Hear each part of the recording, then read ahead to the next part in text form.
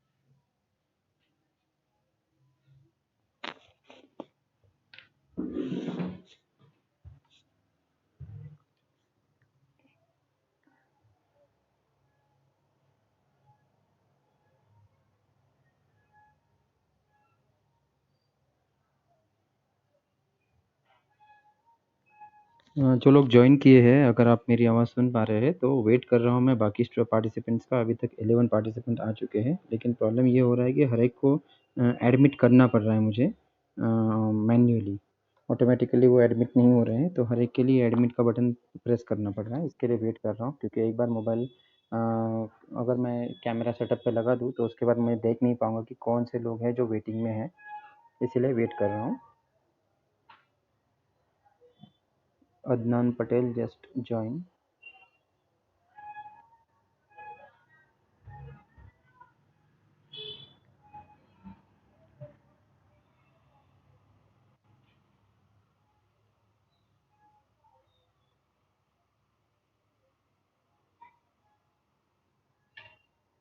CR कौन है? CR unmute करके बात कर सकते हो? आदिल, कितने स्ट्रेंथ है हमारा? टोटल स्ट्रेंथ 20 है, और आज मेरी वॉइस सबको क्लियर आ रही होगी। हाँ, एक्चुअली आज लोकेशन थोड़ा चेंज है, उसके वजह से। जहाँ पे मैं रहता हूँ वहाँ पे नेटवर्क का इशू है। देखते हैं, और अभी 12 हो गए हैं टोटल पार्टिसिपेंट्स। अभी थोड़ा वेट करते हैं 5 मिनट और फिर स्टार्ट करते हैं हम लोग। आप लोगों ने मेरा वीडियो देखा होगा, लेकिन शायद वो वीडियो जो है वो क्लियर नहीं आया है। कुछ लोगों का मैसेज भी आया था कि वीडियो में थोड़ा सा ब्लरनेस है। That is due to the setting of the camera, because camera जो है वो क्लियरली कैप्चर नहीं कर पाया जो कि मैं लिख रहा था उसको। आज होपफुली जो कैमरे से आपने अगर मेरे यूट्यूब चैनल पे देखा होगा, तो आपको दिखा होगा कि मेरे जो वीडियोज़ हैं वो कैसे है। उस क्वालिटी का अगर वीडियो आपको आज दिखेगा इंशाल्लाह। टोटल 12 हुए हैं स्टूडेंट्स। अगर कोई स्टूडेंट आता है तो मुझे पता कैसे चलेगा कि वेटिंग में है?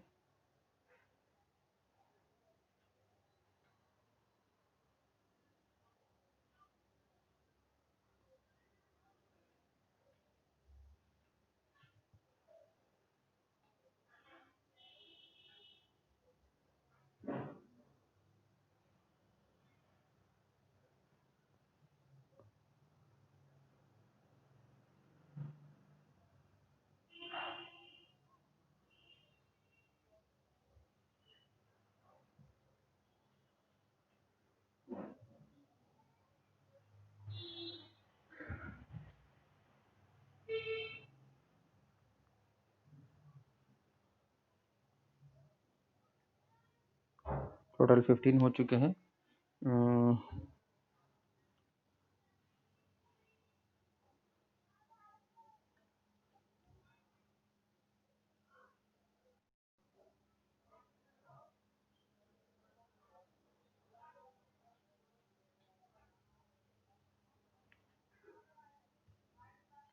क्या आप मेरी विंडो देख पा रहे हैं? तो मैं कैमरा सेटअप कर देता हूँ। सीआर अनम्यूट करके थोड़ा सा रिप्लाई दिया करो, क्योंकि ये नया है चीज़ें, तो मेरे लिए भी थोड़ा सा सेटिंग के लिए थोड़ा सा वक्त लग रहा है। ये नोटबुक आपको दिख रही है बॉयज़? ओके। सो इसी पे हम लोग स्टार्ट करेंगे आज का सेशन। अगर कोई वेटिंग पे है तो मुझे नोटिफिकेशन आना चाहिए, अदरवाइज़ वो बेचारे वेटिंग पे ही रह जाएंगे और हम लोग हमारा लेक्चर में बिजी हो जाएंगे। ठीक है, टोटल 15 है आज का स्ट्रेंथ। इसका अटेंडेंस कैसे ले रहे हैं बाकी टीचर्स आप लोगों का? आदिल,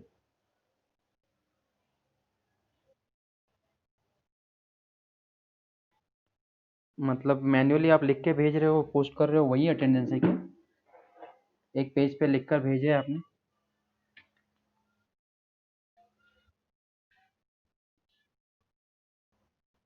वो कैसे लेते हैं? गूगल फॉर्म पे? अच्छा अच्छा, ठीक है, चलेगा। तो हम लोग इंशाल्लाह स्टार्ट कर देते हैं अभी। एक मिनट में लास्ट लास्ट बार एक बार देख लेता हूँ कोई वेटिंग पे तो नहीं है।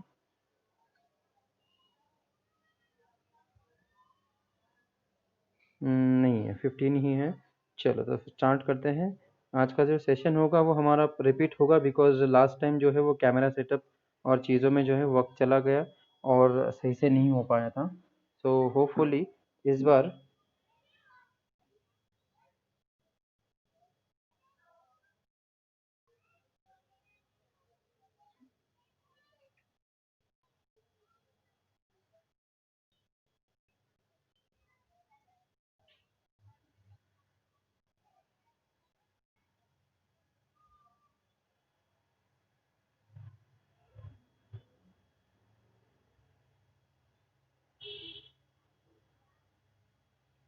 ठीक है। So, let us first of all revise the syllabus contents of this semester. अगर कैमरा आपको थोड़ा भी मूव करता हुआ दिखाई दिया तो यार आप अनम्यूट करके मुझे नोटिफाई कर देना, बिकॉज कैमरा एक सर्टेन लंबी दूरी पर है मेरे से, तो मुझे दिखेगा नहीं, वो बस वो कैप्चर करता रहेगा जो भी चीज़ें मैं यहाँ पे note down करवाऊँगा।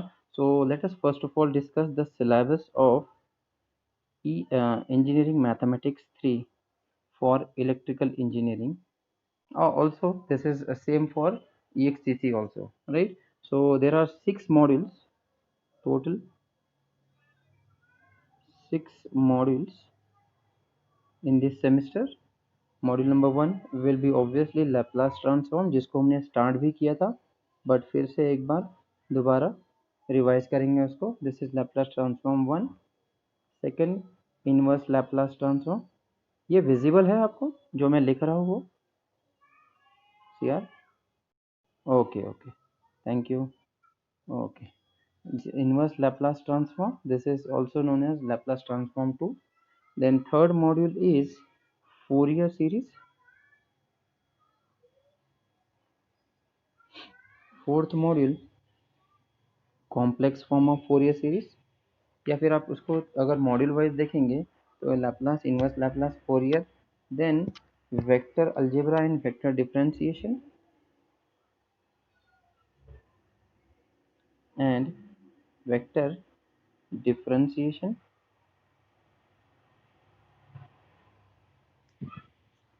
Then fifth one is vector integral, and the last module will be complex variables and Bessel function. Complex variable and Bessel's function.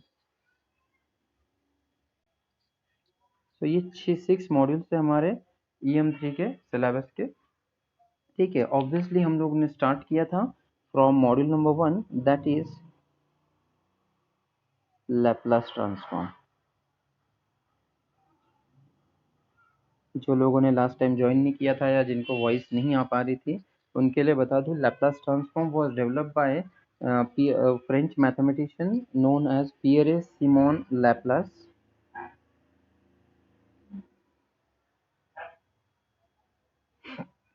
The name transform itself says that कि आप किसी प्रॉब्लम को transform करते हो किसी और form में और फिर उसको सॉल्व करते हो। ये जो मेथड है लैप्लास और इनवर्स लैप्लास, इसकी जो एक बेसिक जो आइडिया है वो है कि एक प्रॉब्लम, मैथमेटिकल प्रॉब्लम को वो ट्रांसफॉर्म करता है इनटू सम अदर डोमेन या डायमेंशन और फिर उसको सॉल्व करता है। जब इस आंसर का या मैं यहाँ पे लिखता हूँ फॉर्म वन, ये फॉर्म वन है हमारा ओरिजिनल क्वेश्चन। अगर ये क्वेश्चन इस फॉर्म में जो है वो डिफिकल्ट है सॉल्व करने के लिए, तो ये लैप्लास ट्रांसफॉर्म अप्लाई करने के बाद में वो फॉर्म टू में चला जाता है। फॉर्म टू यानी टाइप वन से टाइप टू में चला जाता है और इस टाइप टू का हमको सोल्यूशन इजीली मिलता है लैप्लास से। और जब वो आंसर मिल जाता है तो उसको हम लोग इनवर्स लैप्लास ट्रांसफॉर्म से, यहाँ पे लिखता हूँ मैं L T stand for Laplace transform, जो आंसर मिलता है उसको हम लोग इनवर्स लैप्लास ट्रांसफॉर्म से अगेन सॉल्व करते हैं फॉर्म टू को, फॉर्म थ्री को, और जो फाइनल आंसर मिलता है वो आंसर होता है हमारे ओरिजिनल प्रॉब्लम का आंसर। तो इसीलिए the name suggest transform Laplace transform, Laplace and inverse Laplace transform if you apply you will get the solution for a difficult problem or for a difficult question into very easy format, right? ये है basic idea about Laplace transform. अब आते हैं इसकी definition पे। So definition बहुत simple है, हालांकि डेफिनेशन ज़्यादा यूज़ नहीं होगी। एक बार डेफिनेशन हमको समझ में आ गई फिर हम लोग बस उनके फॉर्मूलाज ही याद रखेंगे। डेफिनेशन सेज दैट, बहुत, हाँ ब्लर, एक मिनट, हाँ ब्लर दिख रहा है। अच्छा, यहाँ पे मुझे मोबाइल में तो एकदम क्लियर दिख रहा है, हो सकता है नेटवर्क का इशू हो। मैं साथ ही साथ स्क्रीन रिकॉर्डर भी स्टार्ट किया हो, अगर मुझे सक्सेस मिलती है तो वो इसका वीडियो भी रिकॉर्ड हो जाएगा इंशाल्लाह। ब्लर, एकदम ही ब्लर हो रहा है, मैं और ये करूँ क्या, नज़दीक लूँ क्या या दूर लेके जाऊँ? अभी, अभी क्लियर दिख रहा है, ओके ठीक है। सो डेफिनेशन देखते हैं सबसे पहले, तो डेफिनेशन ऑफ लैप्लास ट्रांसफॉर्म।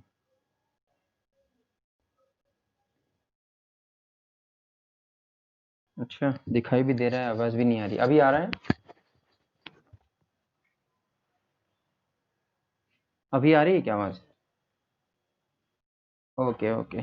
सो अभी स्टार्ट करते हैं डेफिनेशन से। डेफिनेशन ऑफ लैप्लास ट्रांसफॉर्म, इसको नोटेशन होता है Laplace transform of f of T. मैंने कल आपको शायद वॉइस ओवर में मेरे सुनाई दिया होगा लास्ट लेक्चर में, Laplace transform of the function f of T मैं ये बता रहा था। सो अभी देखते हैं definition. If you have a function, if f of t is a function of t, is a function of T, दोबारा गई है, थोड़ा बेयर करो, हो सकता है नेटवर्क इश्यू आपकी तरफ से भी हो सकता है आ जाए और मैं स्क्रीन जो रिकॉर्डिंग किया हो अगर उसका भी रिकॉर्डिंग हो गया तो वो भी आपको शेयर कर दूंगा। इफ एफ ऑफ टी, अब साथ में साइमल्टेनियसली आपको वीडियो भी दिख रहा है ना, तो थोड़ा वॉइस का ये करो, थोड़ा रिलाई करो और थोड़ा ये जो दिख रहा है उसको भी रिलाई करो तो बेटर रहेगा।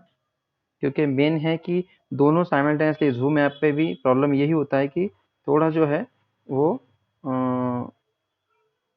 इश्यू होता ही है नेटवर्क का, बट कोशिश करेंगे कि जितना हो सके उतना आपको क्लियर सुनाई दे। If f of t is a function of t satisfying certain conditions,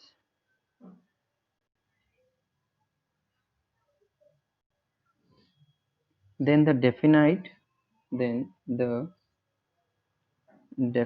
integral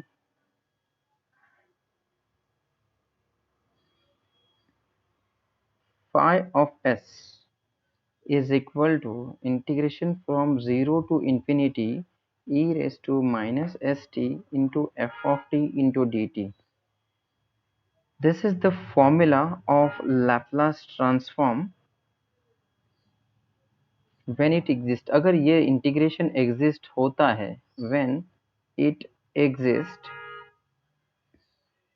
is called Laplace transform of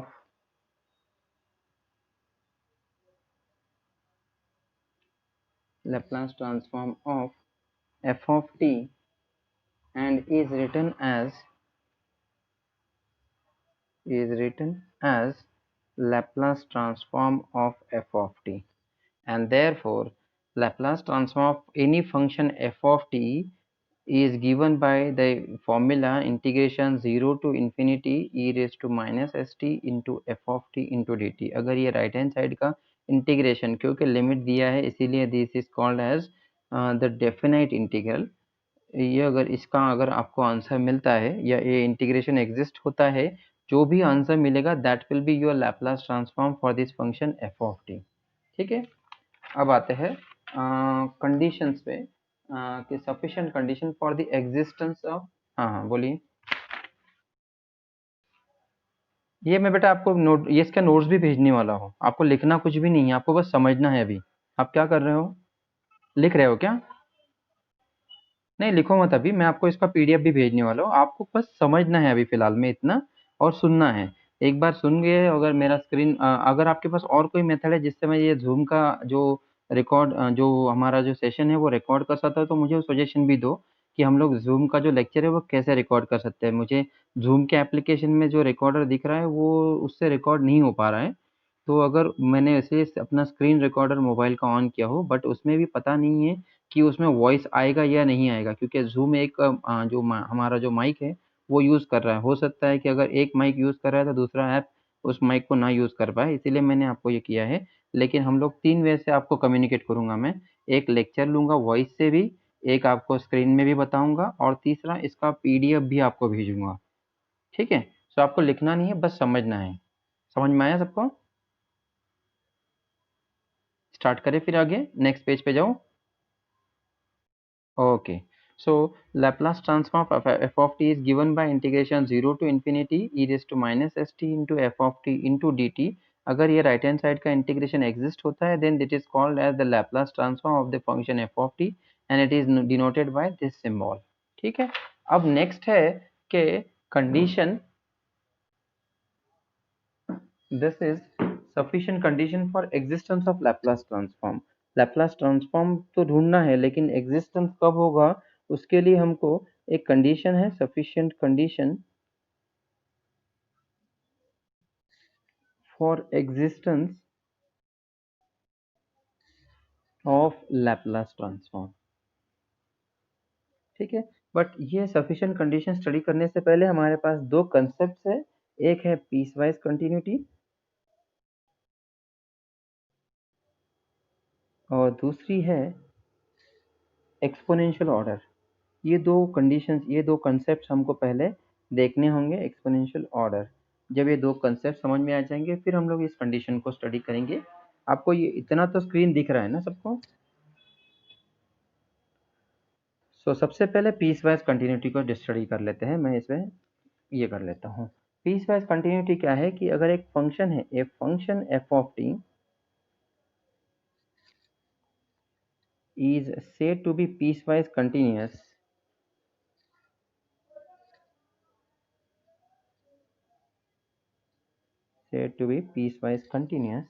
in an interval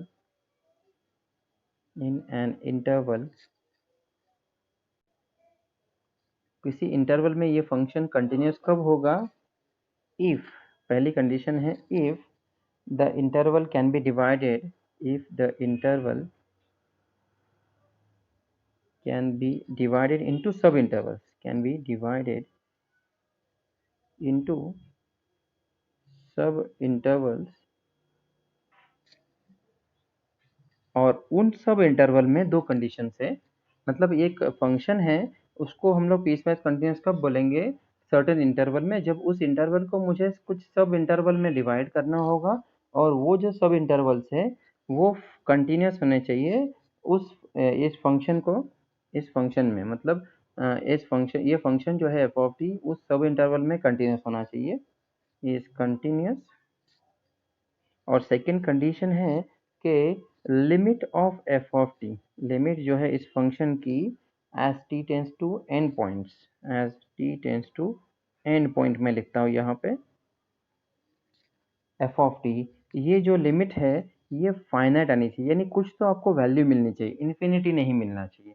अगर ये दो कंडीशन सेटिस्फाई होता है, मतलब क्या है इन शॉर्ट, कि ये फंक्शन है उसको हम लोग पीस वाइज कंटिन्यूस तब बोलेंगे एक सर्टल इंटरवल में, अगर उस इंटरवल को मैं डिवाइड करता हूँ इनटू सब इंटरवल्स, और उन सब इंटरवल में अगर फंक्शन कंटिन्यूस है, और दूसरा उसकी जो लिमिट है उनके सब इंटरवल के एंड पॉइंट पे वो फाइनाइट आती है। तो ये अगर दोनों कंडीशन सेटिस्फाई होते हैं, then I can say that the function f of t is piecewise continuous in this interval. ठीक है, अब आते हैं एक्सपोनेंशियल ऑर्डर पे। ये दो कंसेप्ट पे डिपेंड है ये sufficient condition for existence of और लैपलास ट्रांसफॉर्म। एक्सपोनेंशियल ऑर्डर क्या है कि अगर एक फंक्शन है, a function f of T is said to be is said to be of exponential order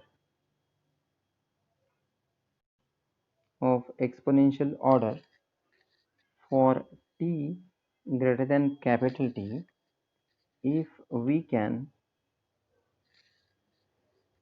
can find a constant capital M and A। मतलब दो value तो अगर हम लोग फाइंड आउट कर सकते हैं capital M and small a, such that जो एब्सोल्यूट वैल्यू है फंक्शन f ऑफ t की, that will be less than or equal to m into e raised to at for t greater than capital T। मतलब function को हम लोग exponential order कब बताएंगे, बोलेंगे अगर we can find a constant capital M and A। अगर आपको m और a ऐसे मिलते हैं कि इस फंक्शन की value m into e raise to a t से, absolute value m into e raise to a t से लेस होगी, then you can say that the function f of t is of exponential order. ठीक है, for example, इसके लिए example बताता हूँ आपको। फॉर एग्जांपल, लेट अस से हमारे पास एक फंक्शन है f of t is equal to say t square. T की वैल्यू मान लो, टी की वैल्यू आप 2 भी लेते हो, मैं ये आपको काउंटर एग्जांपल भी बताऊंगा। तो इसका जो एब्सोल्यूट वैल्यू है एफ ऑफ टी का, that will be t square again, right. आपको एक e raise to m into e raise to a t find out करना होगा, यानी एम और ए की वैल्यू ऐसी फाइंड आउट करनी है कि ये जो टी स्क्वायर की वैल्यू है ये इससे लेस हो। फॉर एग्जाम्पल, अगर मैं ए की value, if we take a is equal to 3 और एम की वैल्यू 1 ही लेता हूँ मान लो, तो क्या हो जाएगा, M e raise to a t कितना बन जाएगा, that will be 1 into e raise to 3t, right. अब अगर मैं t की value t is equal to 2 यहाँ पे पुट करता हूँ और t इज इक्वल टू 2 यहाँ पे पुट करता हूँ, तो क्या वैल्यू मिलती है, देखो, modulus of f of t is equal to modulus of t square, that is nothing but 2 square, that is 4। और अगर किसी के पास कैलसी है या मोबाइल में चेक कर सकते हैं, तो मोबाइल में अगर साइंटिफिक कैलसी है तो मुझे बताओ what is value of e raise to 3 into 2, that is e raise to 6, कितनी होगी वैल्यू इसकी, कोई बता सकता है?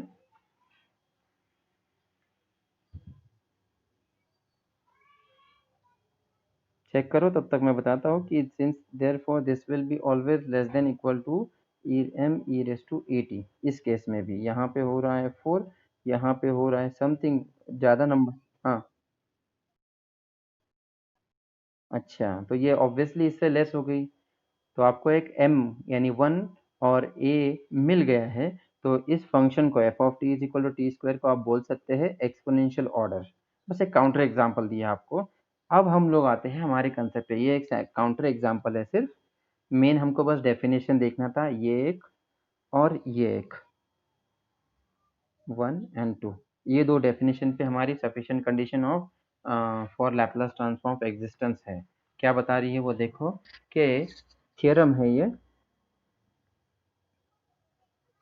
theorem says that if f of t is a piecewise continuous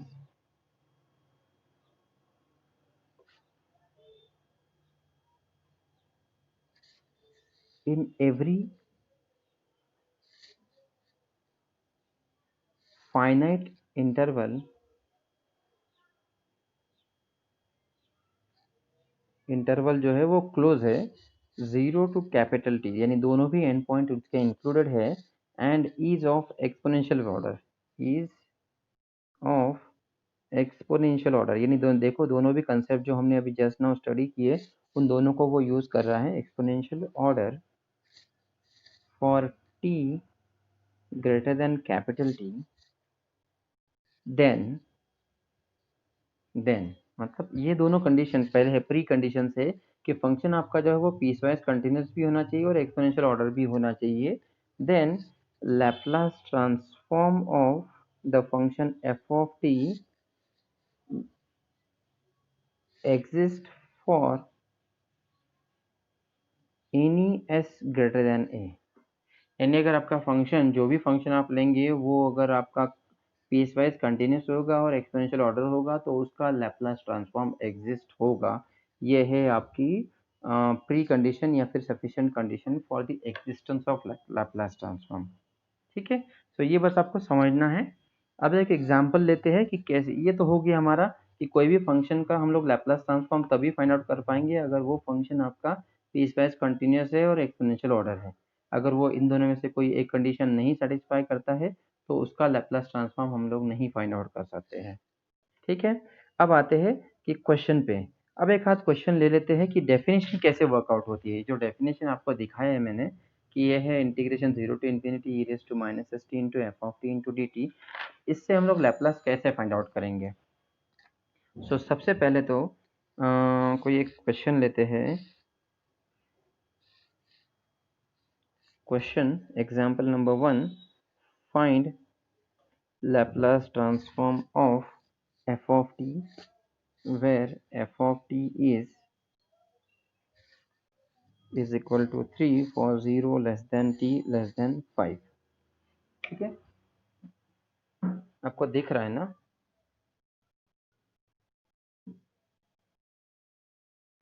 ठीक है, सो एग्जाम्पल एक सिंपल सा लिया है कि f of t is equal to 3 के लिए। सो आपको पता है कि लैप्लास ट्रांसफॉर्म की जो डेफिनेशन है, आप सबसे पहले देखो कि फंक्शन आपका जो है वो जो है पीस वाइज कंटिन्यूस और एक्सपोनेंशियल ऑर्डर है क्या। सबसे पहले तो अगर आप एक्सपोनेंशियल ऑर्डर भले आपको समझ में ना आए लेकिन आपको कंटिन्यूस ही समझ में आ सकती है। अगर आप देखेंगे तो 0 टू 5 का हमारा इंटरवल है और ये 3 है, 3 एक कांस्टेंट फंक्शन है और आपको पता है कि constant function is always always continuous. Limit continuity का अगर आपने टॉपिक पढ़ा होगा तो आपको पता होगा कि कांस्टेंट फंक्शन हमेशा कंटिन्यूस होता है। तो ये कंटिन्यूस भी होगा, पीस वाइज कंटिन्यूस होगा। उसका जो लिमिट है, लिमिट आपको पता है कि इसका लिमिट आपका 3 ही आएगा। तो एंड पॉइंट पे अगर आप लिमिट भी लेंगे, limit t tends to 5 of f of t that is equal to 3, 3 ही आएगा। तो ये पीस वाइज कंटिन्यूस भी है और एक्सपोनेंशियल ऑर्डर भी ये आ जाएगा, जैसे हमने यहाँ पे किया। टी की वैल्यू 2 लिया था, अगर f of t is equal to t लेंगे तो 3 की वैल्यू हम लोग कर सकते हैं। तो ये फंक्शन जो है वो पीस वाइज कंटिन्यूस भी है और एक्सपोनेंशियल ऑर्डर भी है। आपको हर बार इसको चेक करने की ज़रूरत नहीं है, बट ये आपको समझना ज़रूरी था। अब आप देखते हैं कि Laplace transform of f of t equal to 3 कैसे फाइंड आउट करेंगे। सबसे पहले तो डेफिनेशन क्या बता रही है, Laplace transform of the function is given by integration 0 to infinity e raise to minus s t into f of t into d t. Right, so अब आते हैं, अब देखेंगे अगर आप तो 0 टू इन्फिनिटी तो बोला है लेकिन हमारा जो फंक्शन है वो 0 टू 5 के लिए डिफाइन है। सिर्फ 0 टू 5 के लिए डिफाइंड है और 5 0 से इस साइड और 5 के आगे साइड में वैल्यू नहीं दी है। इसका मतलब क्या है कि उसके आगे की वैल्यू 0 है। टी ग्रेटर देन 5 के लिए 0 है और टी लेस देन 0 के लिए भी 0 है। समझ में आ रहा है ये आपको। तो आप चाहिए तो आप इसको लिख सकते हो इंटीग्रेशन 0 टू, अब देखो 0 से ही स्टार्ट हो रहा है, 0 लेस देन, सो 0 टू 5 के लिए ही हमारे पास वैल्यू है तो हम उतना ही कंसिडर करेंगे। हालांकि ये इन्फिनिटी तक था लेकिन हमारा जो इंटरवल है वो 0 टू 5 है, इसीलिए integration 0 to 5 e raise to minus s t, e raise to minus s t into f of t into 3 into d t बन रहा है। राइट, अब सिंप्लीफाई करो इसको, integration e raise to minus s t, 3 तो constant है, integration से बाहर आ जाएगा, 0 to 5 e raise to minus s t into d t बन जाएगा। What is integration e raise to x, याद है, ये आ जाएगा integration e raise to minus s t divided by derivative of minus s t with respect to t कितना होगा, minus S. Right, और फिर आप लिमिट लेंगे 0 टू 5। अब आप सिंप्लीफाई करो इसको, क्या मिलेगा आपको इसका, 1/s है ये -1/s -3/s आप बाहर ले सकते हो। इनसाइड क्या होगा, अपर लिमिट पहले पुट करेंगे ई रेस टू माइनस, आपने टी के लिए विथ रिस्पेक्ट टू इंटीग्रेट किया है तो आप टी की जगह पे 5 पुट करेंगे, ये मिलेगा 5 × s, 5 और s में डिफरेंस है, minus integration e raise to s into zero बन जाएगा ई रेस टू जीरो। तो आप सिंप्लीफाई करो, -3/s as it is, integration e raise to -5s minus e raise to zero कितना होता है, 1। अब ये भी आपका फाइनल आंसर है, यस, डाउट,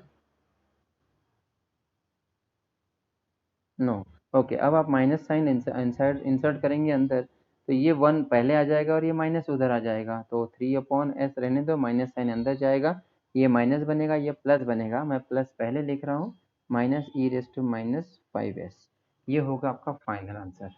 आ रहा है समझ में? So f of t equal to 3 का आंसर है 3/s inside the bracket 1 minus e raise to -5s। ये होगा आपका final answer for this function according to the definition. Basic मैंने बताया कि कैसे हम लोग डेफिनेशन यूज करके किसी भी फंक्शन का लैपलास ट्रांसफॉर्म फाइंड आउट कर सकते हैं।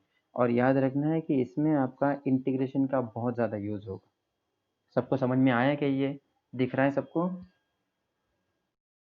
हम्म। अब आते हैं हमारे इस लैपलास ट्रांसफॉर्म के डेफिनेशंस पे और उसके प्रॉपर्टीज पे। ये समझ में आ गया आप डेफिनेशन से कैसे यूज किया हमने इसको, सिर्फ इंटीग्रेशन सॉल्व किया है, इंटीग्रेशन हमको आना पड़ेगा। नेक्स्ट लेक्चर में आपके पास इंटीग्रेशन के सारे फॉर्मूलाज होने चाहिए। 12th स्टैंडर्ड की कोई बुक ले लो और उसमें से सारे फॉर्मूलाज आप कॉपी करके रख दो अपने नोटबुक में, या फिर वो बुक भी सामने रखेंगे या पीडीएफ डाउनलोड करके रखेंगे तो भी चलेगा। सबको समझ में आया? क्योंकि इसमें एक्सटेंसिवली हम लोग लैपलास का जो है लैपलास में इंटीग्रेशन यूज करने वाले हैं। अब आते हैं इसके प्रॉपर्टीज पे। समझ में आ गया ये पार्ट सबको? ठीक है, तो अब आते हैं प्रॉपर्टीज पे। सबसे पहली प्रॉपर्टी जो है लैपलास ट्रांसफॉर्म के डेफिनेशन के बाद, वो आती है लीनियरिटी प्रॉपर्टी। अब मैं सारे प्रॉपर्टीज आपको लिखवा रहा हूँ यहाँ पे और समझा भी देता हूँ, फिर हम लोग वही प्रॉपर्टीज और वही जो डेफिनेशन है उनको याद रखेंगे। ठीक है, लीनियरिटी प्रॉपर्टी, लीनियरिटी प्रॉपर्टी क्या बता रही है, if you have k1 and k2 are constants, then mike थोड़ी देर के लिए ऑफ किया तो चलेगा, जब मैं क्वेश्चन पूछूंगा तो आप ऑन कर लीजिएगा। देन लैपला नीचे, अच्छा अभी दिख रहा है, ओके। अगर आपके पास k1 और k2 कांस्टेंट्स है, दो कांस्टेंट्स है, देन लैपलास ट्रांसफॉर्म ऑफ ये k1 अगर दो फंक्शंस है, एंड एक minute, and f1 of t and f2 of t are any two functions, then Laplace transform of k1 f1 of t, mike off कर दीजिए, k2 f2 of t is equal to, आपने k1 से multiply किया है f1 को, k2 से multiply किया है f2 को, और अगर आपको लैपलास फाइंड आउट करना है तो ये जो दो कांस्टेंट्स है ना, इनको आपको बाहर लेना पड़ेगा और सिर्फ लैपलास आप एक्चुअल फंक्शन पे यूज करेंगे। किसी का तो माइक ऑन है, उसकी वजह से थोड़ा डिस्टर्ब हो रहा है, ऑफ कर दीजिए। सो मैं k1 को बाहर ले लूंगा और लैपलास सिर्फ f1 पे यूज करूंगा, k2 को बाहर ले लूंगा और लैपलास सिर्फ f2 पे यूज करूंगा। तो लीनियरिटी प्रॉपर्टी से दैट आप k1 बाहर लेंगे, लैपलास अप्लाई करेंगे सिर्फ f1 फंक्शन पे, प्लस k2 बाहर लैपलास अप्लाई करेंगे f2 ऑफ t पे।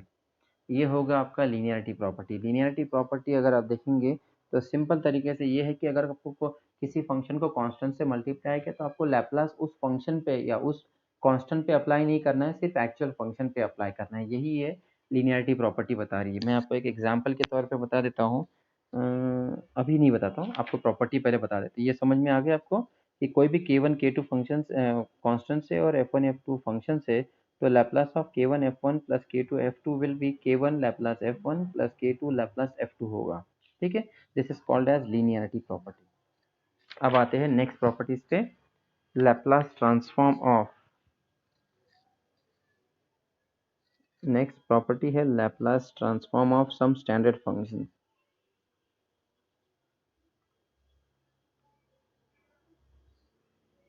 सम स्टैंडर्ड फंक्शंस।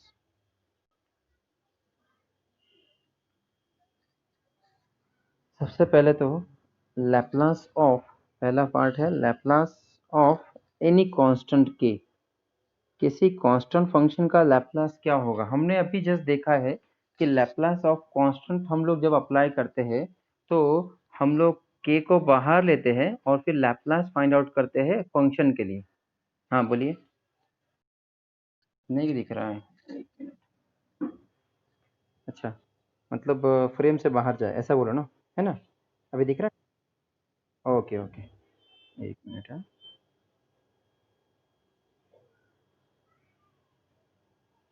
ठीक है।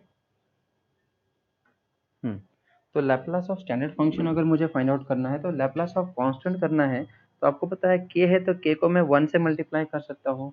तो अगर मुझे लैपलास ऑफ के फाइंड आउट करना है किसी कांस्टेंट का, तो कांस्टेंट को मैं बाहर ले लूंगा और लैपलास ऑफ 1 फाइंड आउट करूंगा।